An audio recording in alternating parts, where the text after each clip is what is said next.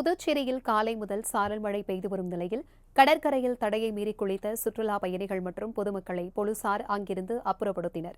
இதுகுறித்தான கூடுதல் தகவல்களை எமது செய்தியாளர் தனராசு வழங்க கேட்கலாம். வணக்கம் தனராசு, விவரங்களை பகிர்ந்துக்கோங்க. நிச்சயமாக வெப்பம் அதிகரித்து காணப்பட்ட நிலையில் இன்று அதிகாலை முதல் புதுச்சேரி முழுவதும் நகரப்பகுதி மற்றும் கிராம பகுதியில் காலை முதலே லேசான சாரல் மழையானது பெய்து வருகிறது.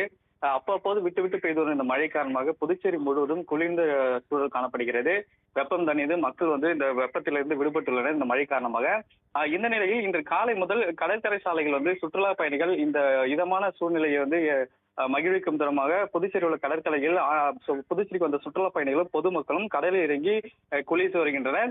இதனையடுத்து அப்பகுதியில் ரோந்து பணியில் ஈடுபட்டிருந்த பெரிய கடை காவல் நிலைய போலீசார் அந்த கடற்கரையில் இறங்கி குளித்துக் கொண்டிருந்த சுற்றுலா பயணிகள் மற்றும் பொதுமக்களை அப்புறப்படுத்தி ஏற்கனவே புதுச்சேரி கடலில் குளிக்க தடை விதிக்கப்பட்டிருந்த நிலையில் தற்போது மழை பெய்து வருவதாலும் கடல் அலை வழக்கத்தோடு சற்று அதிகமாக சீற்றமாக காணப்படுவதால் யாரும் குளிக்கக்கூடாது என கோரி அங்க இருக்க பொதுமக்களையும் சுற்றுலா பயணிகளும் அப்புறப்படுத்தி வருகின்றனர்.